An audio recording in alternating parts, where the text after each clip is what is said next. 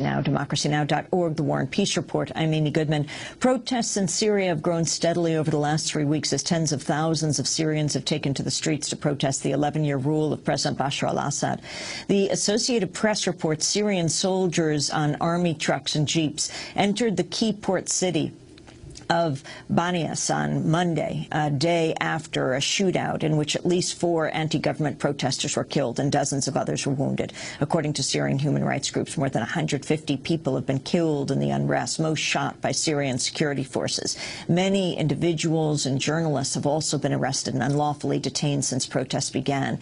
As we reported earlier, one of those detained was Egyptian-American engineer محمد Rضوان. Rضوان was arrested in Damascus, Syria, on March 25th while photographing anti-regime protests in the city.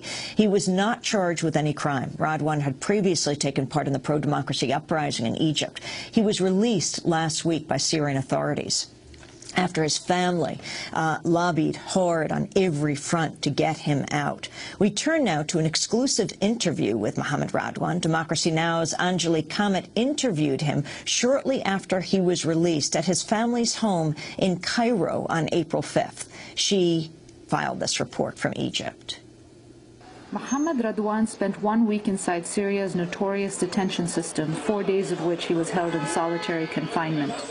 Now back at his family home in Cairo, the 32-year-old Egyptian-American engineer says that when he was inside, he had no idea how long his ordeal would last. I started trying to prepare myself mentally for a much longer period.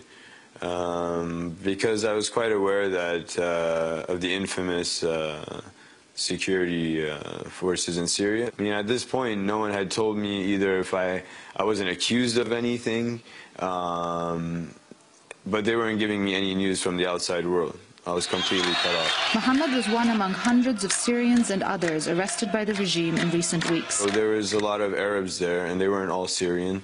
I could tell either by their accents or by the guards asking to bring the Iraqi or whoever. Muhammad's friends and family members organized demonstrations outside Syrian embassies in Britain, Egypt, Lebanon, and the United States to secure his release. But inside his cell, Muhammad had no idea that anyone knew what was happening to him. I thought I was going to have to work out getting out on my own. I was still not aware that anyone in the world had any idea about my detention. He explained the series of events leading up to his arrest. On the day of my arrest or detention, I was at the Umayyad Mosque, and it was Friday prayer, and I was sitting within the mosque listening to the sermon, and at that point I heard a lot of commotion near the back entrance, and at one point everyone just got up, just stood up. They started heading towards back to the entrance, and automatically everyone just pulled out their phones and started filming. I looked around me, and there's at least 30 different people just with their phones held up, directed towards the group at the back, who had started to move out to the courtyard. At this point, Muhammad started filming and headed to the courtyard of the mosque. I took a side and I started tweeting.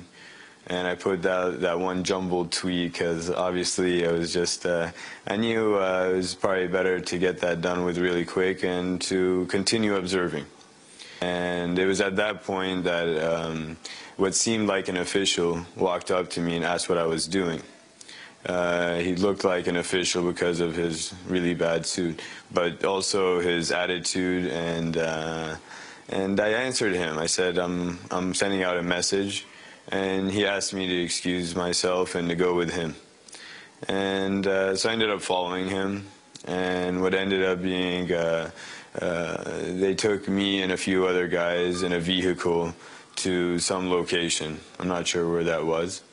And this is the location that I spent the following week. Later on that night, they asked me to sit in front of a video camera and discuss some things that regarding presence there in Syria. I mentioned going to Israel, however that never happened, and taking money for photos also did not happen. This was the so-called confession that was aired on Syrian television. Muhammad explained what he was made to say. Well, I mentioned that I was in contact with an individual from Colombia, and that eventually I went to Jerusalem, and that I took money for photos. Muhammad says he was not tortured into making the false confession, but adds that he didn't really have a choice. It was not an easy situation, and the uncertainty of it all did bring a certain factor of fear into play. These guys were forceful in their manner, but no torture, no abuse or anything like that. I think if you're in there, I mean, you have to do what they say because they have their methods. They're very persuasive people. Ultimately, Muhammad was not charged with any crime and released following sustained pressure from several fronts, including the Egyptian Foreign Ministry. This, he believes, is one of the tangible changes brought about by the Egyptian uprising.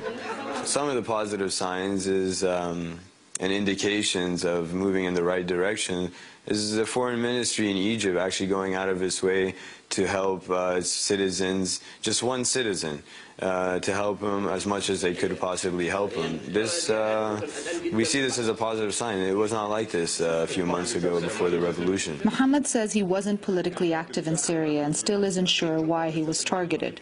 He's worried about those who remain in detention inside Syria, but remains hopeful about what comes next for the Syrian people. I wish my Syrian brothers the best. I hope that in a democratic world, the majority gets what they want. They live in emergency laws, under emergency laws. I mean, emergency laws take away fundamental international human rights. And the current regime is discussing about taking that away. Let's hope they're serious about it. For Democracy Now!, I'm Anjali Kamek in Cairo, Egypt.